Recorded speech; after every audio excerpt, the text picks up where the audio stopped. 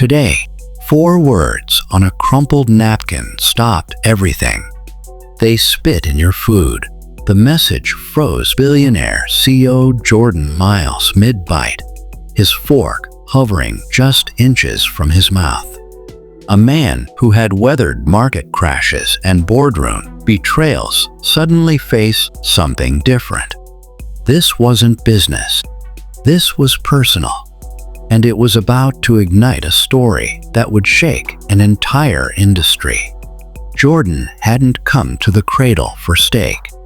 He came undercover, plain hoodie, worn sneakers, no entourage.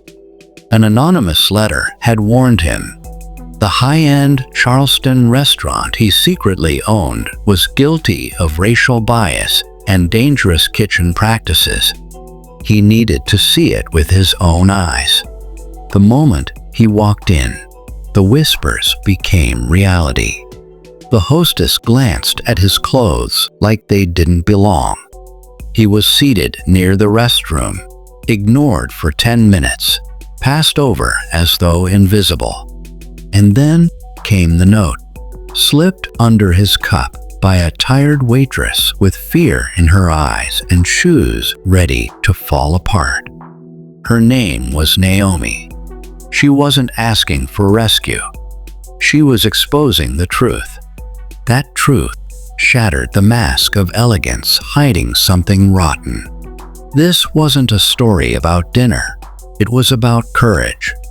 About what happens when one person risks everything to do what's right.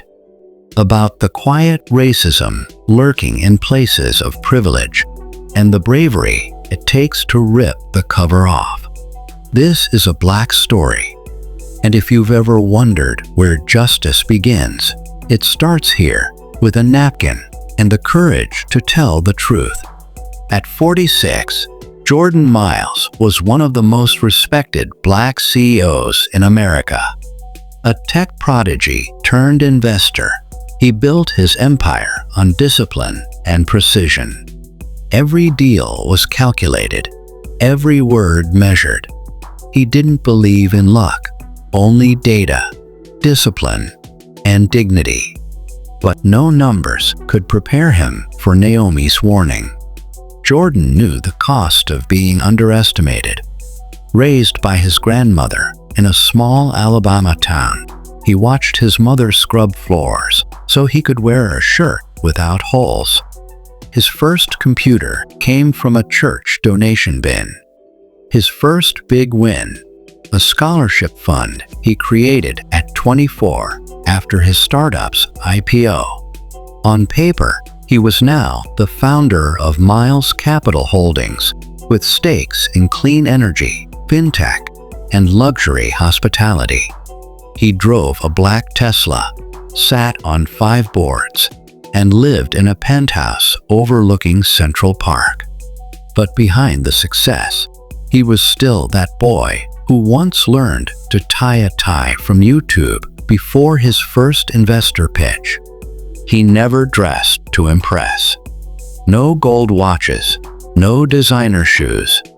Jordan Miles knew too well how quickly a Black man could be judged by his clothes before anyone cared to hear his words. So when the anonymous letter landed on his desk, accusing one of his prized restaurants of mistreating Black customers and employees, he didn't summon lawyers or PR strategists. He bought a Greyhound ticket, pulled on a hoodie, and walked straight into the fire himself. No one recognized him when he stepped into the cradle that night. And that was the plan. Sometimes, to expose the truth, you have to vanish inside it. Jordan wasn't just a CEO. He was a mirror. And this time, he wanted the system to stare at itself. Raw, unfiltered, undeniable. Because real leadership isn't about being seen. It's about seeing what others refuse to face. The cradle was built to impress, tucked inside a restored Charleston mansion. The air dripped with Southern charm and exclusivity velvet curtains. golden-rimmed glassware, candlelight that made diners look richer, prettier. More important, this wasn't dinner. It was performance, a place where people came to be seen. But Jordan noticed what the polished website never admitted. The walls were lined with portraits of Confederate generals, unlabeled, as if history could be softened by dim light and expensive wine. The name itself, the Cradle, boasted of Southern elegance. But to Jordan, it whispered something darker. The cradle of exclusion. The cradle of control. The atmosphere was set the moment he arrived. The hostess, young and sharp with a clipboard smile, scanned his hoodie and sneakers like they were trespassing. She didn't recognize him. That was the point. "Do you have a reservation?" she asked flatly. "No," Jordan answered, calm and steady. She sighed. Annoyance sharpened into performance. "We're fully booked tonight, sir. But I suppose we can seat you at the bar or near the kitchen entrance. Would that be acceptable?" Jordan nodded. "That works." She led him through the glowing dining room, past tables filled with white diners in tailored suits and jeweled dresses. Not one black face in the crowd, except among the staff. That hadn't changed since the 1800s. She placed him at a table shoved beside the service doors, where the smell of bleach leaked through each time they swung open. No candle, no smile, just a menu slapped down like a warning. Jordan sat still, his eyes sweeping the room. Servers leaned brighter, laughed louder, at tables adorned with Rolexes and country club grins. And circling them all was the manager, a middle-aged man with slicked-back hair, weaving through the room like a politician working a fundraiser. Shaking hands, forced laughter, glasses clinking. Everything about the room sparkled with performance. The manager's eyes swept the floor like a spotlight, pausing at every table of power and privilege, but sliding right past Jordan Miles as if he were invisible. The cradle wasn't broken. It was working exactly as it had been built to, an illusion draped in velvet, where history wore fine linen and called itself tradition. Across the room, Naomi Brooks moved like someone who had learned long ago how to shrink her presence. At 25, she carried herself with the quiet grace of someone who had seen storms up close and learned to walk through them without sound. She wasn't loud. She wasn't flashy, but there was steel beneath her calm, like a blade wrapped in silk. Years earlier, she had dreamed of becoming a civil rights lawyer. She was halfway through her law degree at Howard when life split open without mercy.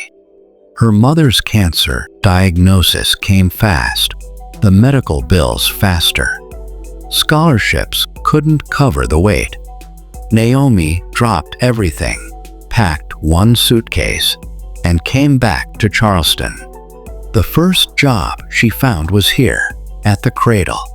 The pay was steady, but the air was heavy. Naomi was the only black waitress on staff.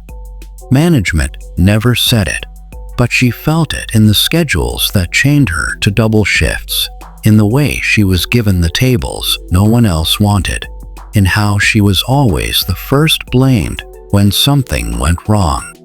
She wore her smile like armor, polished her "yes, sir" and "yes, ma'am" until they sounded effortless. She poured wine, cleared plates, and swallowed pride. But armor cracks. She felt it every time the manager, Mr. Clay, looked at her like she was an afterthought. Every time her coworkers laughed when she walked away with no tip. Every time the chef joked about sending the special to the black customers. She never laughed. She just stored it away, sharp and silent. Naomi wasn't weak. She was patient, watching, surviving. But tonight was different. The man at table 14 didn't fit the script. No Rolex on his wrist, no sharp suit, no arrogant orders. He sat still, observant, calm in a way that unsettled the room. And when Naomi greeted him, he did something most guests never bothered to do. He looked at her, really looked, like he saw her, like she wasn't background noise. And in that fleeting moment, something inside Naomi shifted. Because Naomi wasn't just a waitress. She was a witness, silently collecting every insult, every rule bent against the wrong skin color, every smile that shifted depending on who sat at the table. And tonight, she was finished watching. Tonight, she was going to act, even if it cost her everything. The presidential prime wasn't just food. It was theater. 48 ounces of bone in Wagyu, aged 3 months, finished under a dome of smoked rosemary lifted with ceremony. It came with truffle-laced potatoes stacked like sculpture, foie gras, and a $700 price tag. A dish meant for status, not for sustenance. So when Jordan Miles ordered it, Naomi faltered. "You'd like the presidential prime?" she asked, her tone steady, though her chest tightened. Jordan nodded calmly. "Medium rare." And a glass of the 2005 Staglin Cabernet. Another $200. Naomi had taken that order before, but never from someone dressed like him. Hoodie, sneakers, seated by the kitchen doors. The dish belonged to hedge fund titans, senators, and Instagram influencers flashing black cards. Not to a man who looked deliberately out of place. She felt the burn of eyes across the dining room.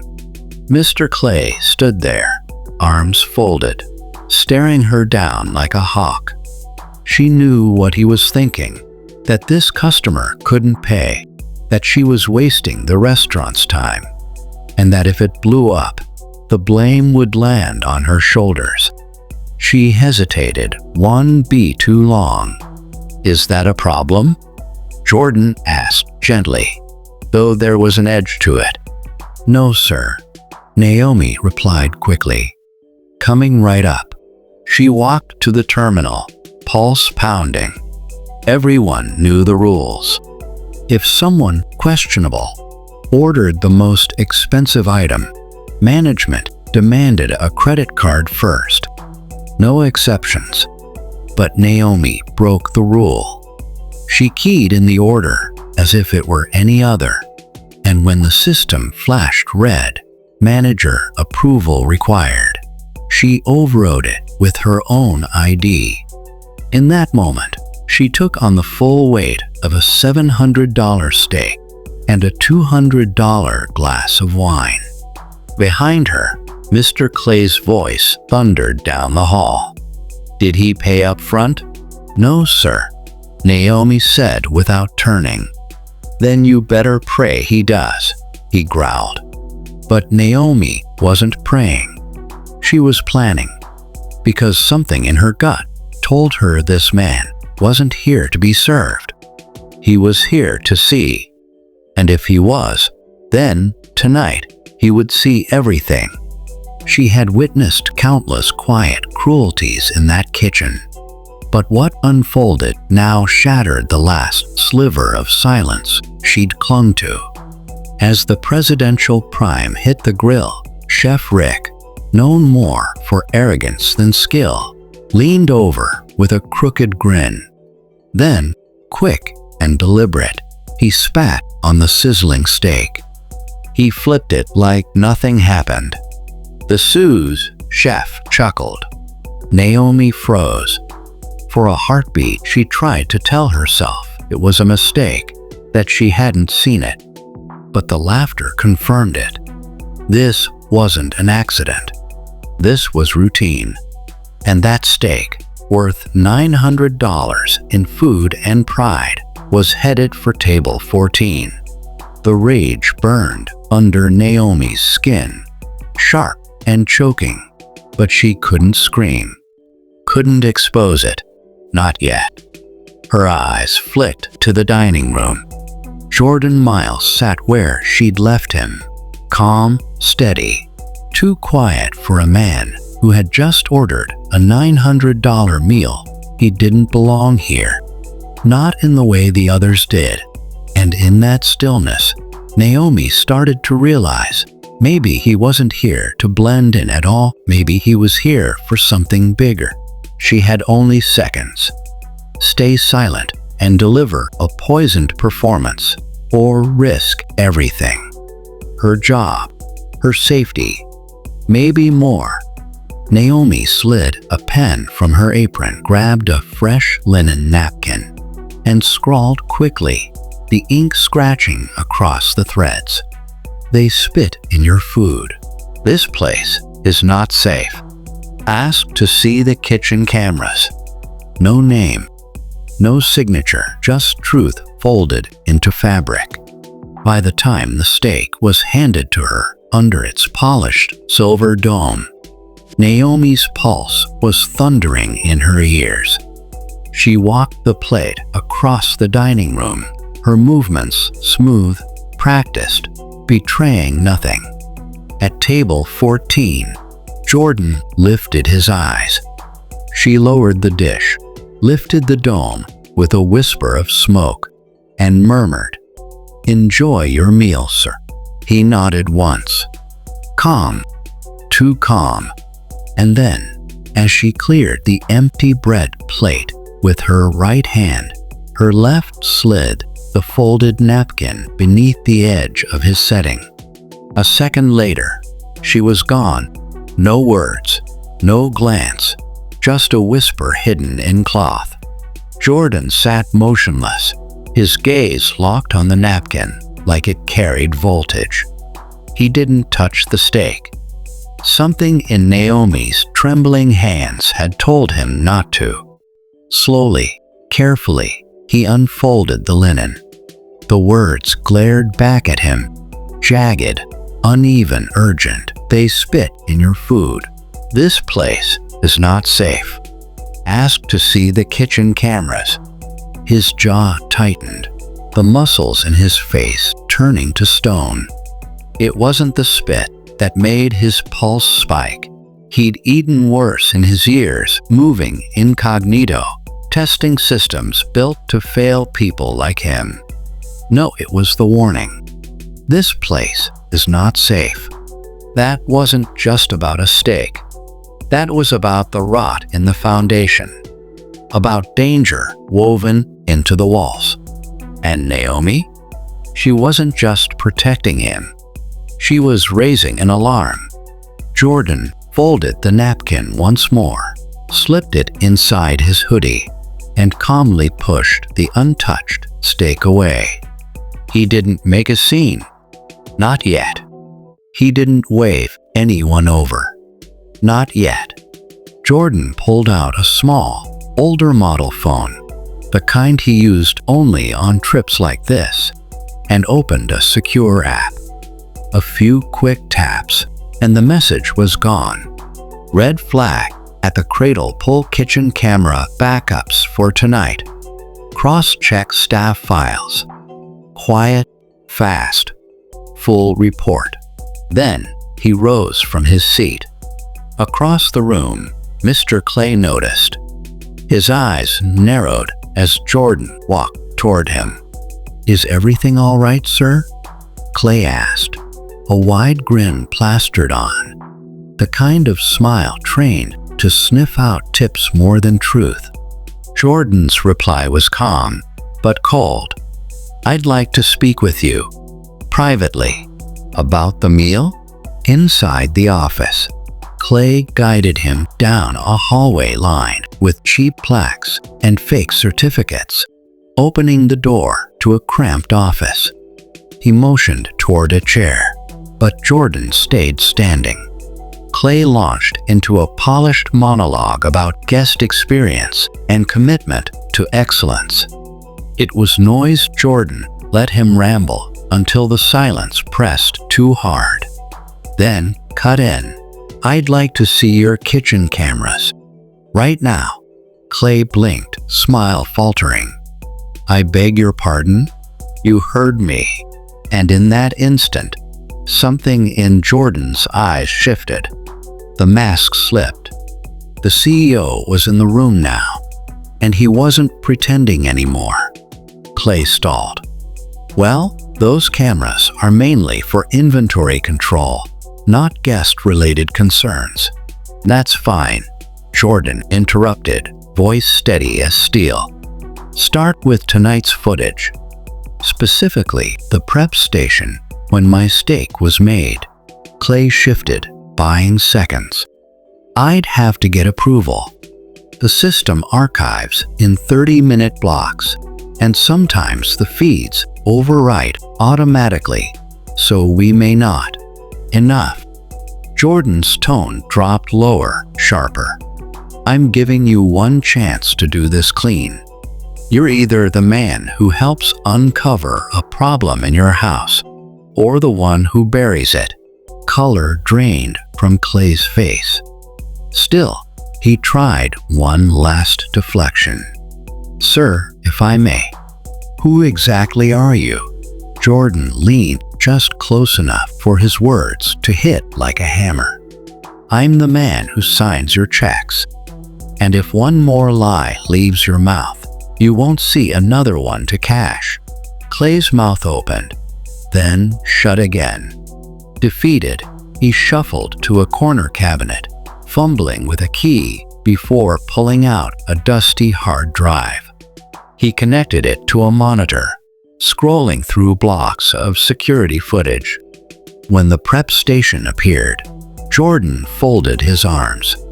Clay clicked forward. Then, suddenly, a jump. A blank gap. Not a glitch.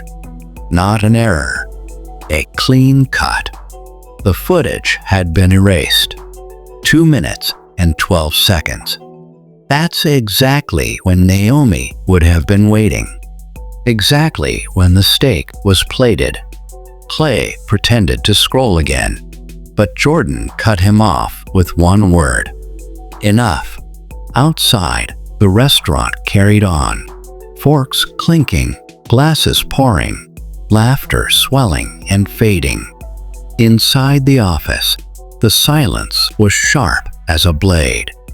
Jordan pulled out his phone and sent another message. Partial footage. Possible tampering. Flag Clay interview staff. Preserve all files. Sliding the phone back into his pocket, he turned to the manager, who was now sweating through his shirt. "You're done for tonight," Jordan said flatly. "Walk me out. Then go home. And if you're smart, call a lawyer." Clay stayed frozen, clueless about how deep this storm was about to get. The first hinge had turned. The door to the truth was no longer shut. The drive to the hotel felt endless. Jordan didn't turn on the radio. He wanted silence. Focus. By the time he reached his suite, his security team had already delivered. Cloud backups. Raw, untouched feeds. The cover-up Clay tried to pull off had been undone. Jordan poured himself a glass of water, sat down, and opened the files. And there it was. Clear, time-stamped, unedited. Chef Rick leaning over the presidential cut. No distraction. No hesitation. Intent. A spit. A grin. A sideways glance to his sous chef, who laughed. The audio barely carried, but the words came through. "That's what you get for acting like you belong here." Jordan leaned back. No shock, no outrage, just cold clarity. This wasn't a slip. It wasn't poor judgment. It was a culture, a system of quiet humiliation designed to remind people like him they weren't welcome unless they played along. Worse, earlier footage proved it wasn't the first time. A black couple in the back corner. Their order, nearly half an hour late. In the kitchen, Rick tossing a steak on the floor before searing it again. Laughter trailing behind him. This wasn't an accident. This was policy in disguise.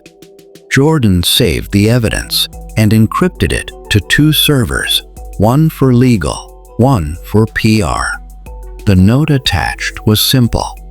Full internal review, interviews, compliance, overhaul, say nothing until I give the word. He stared out across Charleston's skyline. They had tried to humiliate him. Instead, they'd exposed themselves. This wasn't about steak anymore. This was about justice, about reform, about reckoning. The next morning, Naomi came in exhausted. She hadn't slept. Not after slipping that napkin. Not after what she'd seen. Every second since had been thick with dread. When she walked in the back door, no one looked at her. No glares. No whispers. Nothing. Until the hostess leaned in. Manager's office. Now, Naomi froze. Didn't even clock in. She straightened her apron and walked the long hallway, bracing for Clay, maybe HR, maybe even security. She wasn't ready for who was inside. Jordan. Same hoodie, same calm, but standing this time. "Naomi Brooks," he said, motioning to a chair. She didn't sit. "I know," she whispered. "I'm sorry. I shouldn't have." His hand came up, stopping her. "You should have," Jordan said. "And you did." Her heart hammered. "Am I being fired?" He shook his head. "Not by me." Naomi blinked. "I own this place," Jordan said quietly. "The building, the brand, the name." 1 year later, the transformation was undeniable. The cradle no longer carried the stench of corruption or cruelty. It had become something new, something alive with purpose. Naomi sat at her desk, sunlight spilling through the window onto a stack of plans and schedules. Where fear once lived, resolve now thrived. The kitchen bustled, but not with arrogance or malice. It moved with discipline and respect.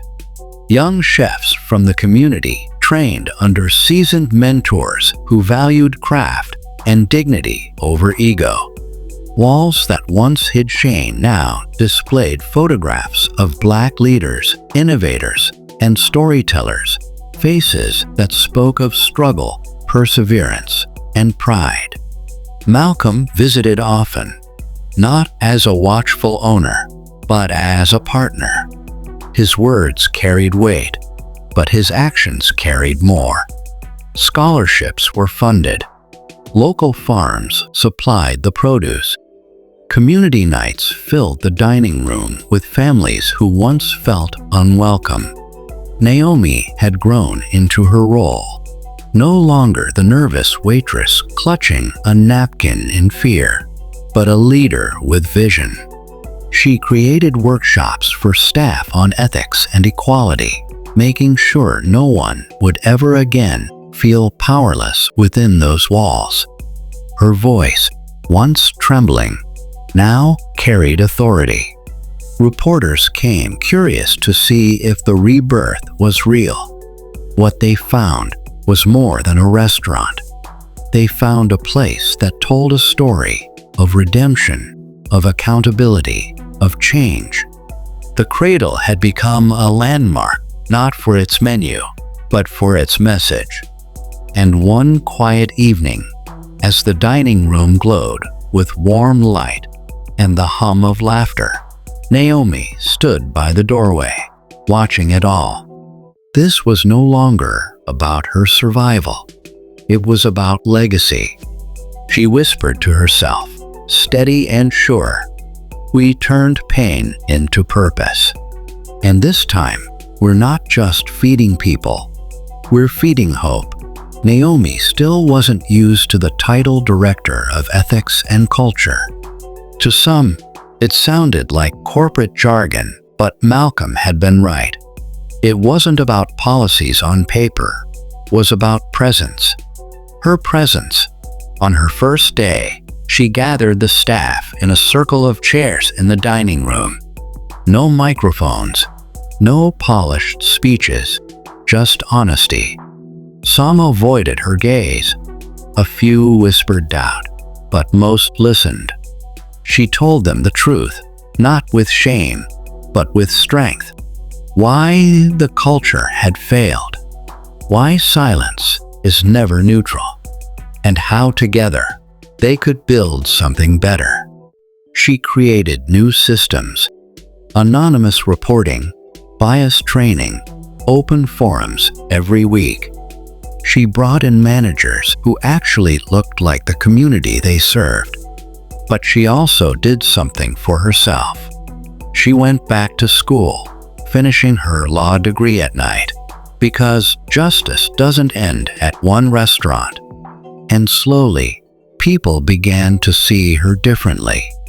Not as a waitress who blended into the background, but as a leader with clarity. They came to her with real questions about dignity, about fear, about how to speak when speaking feels dangerous. And each time, she told the same story about a folded napkin, scribbled in haste, that started a chain of change. Because that's the truth. Change didn't come from police raids or headlines. It came from one quiet act of courage. A napkin slipped into the right hands. A whisper that carried further than a shout. That single moment exposed everything that was already rotting beneath the surface. And maybe that's the lesson worth remembering. Courage isn't always loud. Sometimes it's small, almost invisible, choosing to risk your comfort, your job, maybe even your future, for something bigger than yourself.